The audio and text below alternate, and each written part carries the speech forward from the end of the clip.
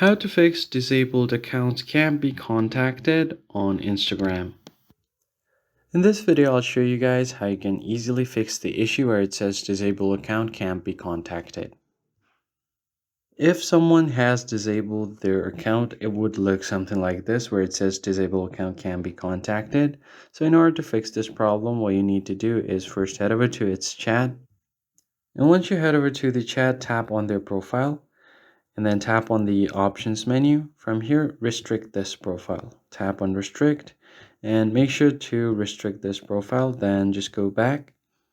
And then you're going to have to find that profile on your restricted profile. So you can do that by going back to your profile icon. Tap on three lines. And then from here, just find the restricted accounts.